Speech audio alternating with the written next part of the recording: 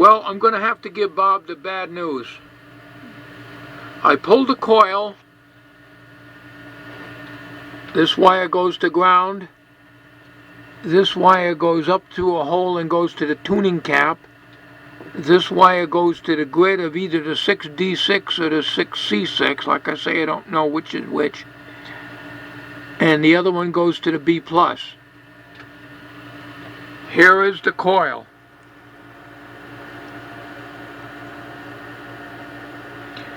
Now, with my eyelope, as close as I can tell, and I'm going to set you on a tripod here so I can maybe get some magnification in there so that you can see it. It's going to take a brain surgeon to fix this if it can be done at all. I cannot do it. I don't think I could do it 40 years ago. There's the wire sticking out. You can see it on the left side there. Let me get you on a tripod. Now, I'm going to try to do this the best I can here. And I'll try to use a magnifying glass to aid in the thing. First of all, there's a wire that comes off of here and goes around, and it just loops inside. Here it is here.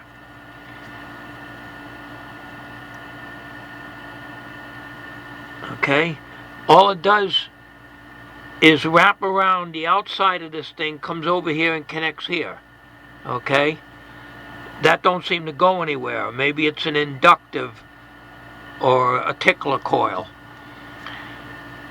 But what bothers me is this piece here. Now, I got to get down closer, so I'm hoping that you're going to still be in camera here. And I don't even know if this magnifying glass is going to help you or not to see it. But I can't even see it now. I got to get my eyelope so I can find it, so I can try to point it out to you.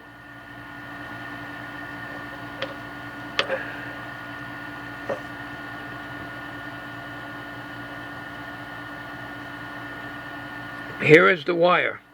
It did not come off of one of these terminals. I was hoping that it would have come off one of those terminals. It did not come off of one of those terminals. It's going underneath this wire. It comes from this terminal here.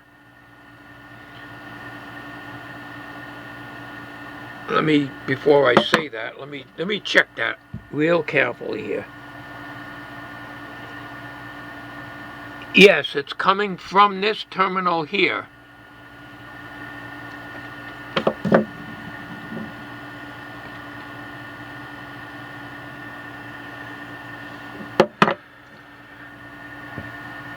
And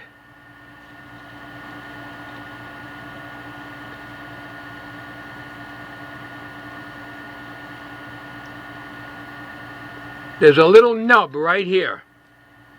Right on this coil.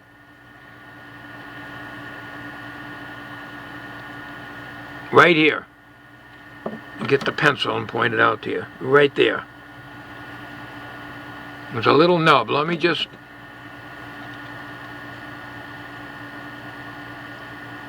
show you that. Right where my finger is rubbing. Right there. That wire broke off of that. It goes down on the top winding of the coil. Like I say, I don't even think you're going to be able to even see that on this camera. I can't get my microscope camera. I got to drag out the laptop and I probably could show you on the microscope, but it ain't going to do any good because I cannot physically do it. It's just way too small, even with a microscope camera. It's way too small. This is the coil right here. Okay, that's the one it's fastened. This is a nut. It bolts down through the chassis like this. Okay, and there's the screw inside here that holds it in. It's a 1/4-inch nut, and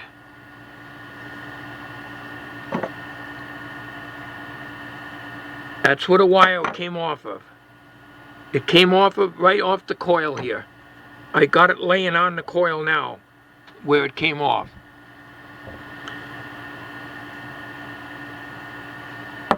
This is the diagram that I made of the coil. As you're looking at the coil this way, there's a black wire that goes on to here. It goes to the ground. The other end goes to the tuning cap, and this wire here is the brown one,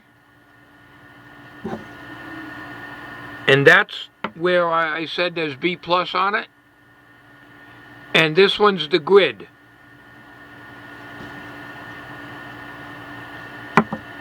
So I don't know how well you can see that. Now I have two options.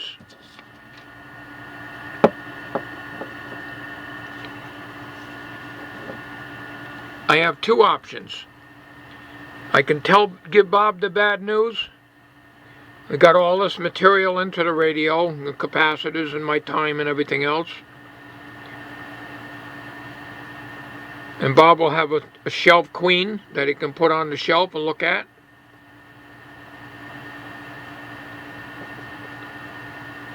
Or I'll offer this job. I have to check with Bob first because it's his radio, not mine. If anybody's out there want to do microsurgery to attach that wire back on the top of this winding, that's what came off. Now you may not see this, but there's a little groove in the wax where a wire had been pulled out.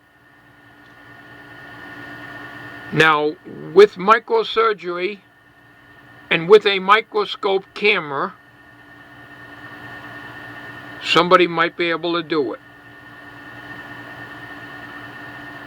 And I don't even know if this is the only problem with the radio. I will have to check with Bob, but I'm putting this video out here. If anybody out in the audience, my viewing audience, wants to tackle the job, I'll mail the coil to them.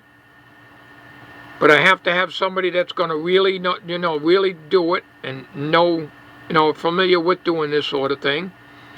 Not just an experiment. I don't want, of course it's broken now anyways, but still, it's impossible. Don't even attempt to wind a coil like this. This is a special coil, similar to the ones they used to use in electrostatic televisions, like in the Motorola VT71 and your Hallicrafter 7-inch electrostatic television high voltage transformers. They're wound similar to that. It's like a honeycomb type of winding. If it was this type of winding, it could probably be fixed by most anybody. But we're talking about a wire off the top of the section of the coil here. The bottom coil wire is okay. That's where we're at right now. One of my viewers asked me where the other end of the coil, or the floating coil, goes. And I was hoping it would go on to one of the terminals. But the worst case scenario is it came off of the small coil of the top of the winding, and if you run your finger on it, you'll feel a little nub. I'm going to give Bob a call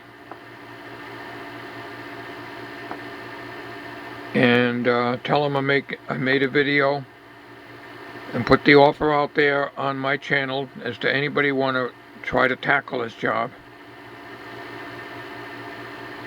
Or even if they have another coil that would be exactly the same, but I wouldn't be able to handle it, it's too small.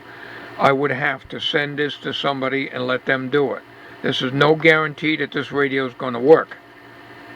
But it's obviously open and it's preventing the radio from working, and I'm pretty sure that's probably all is wrong with it.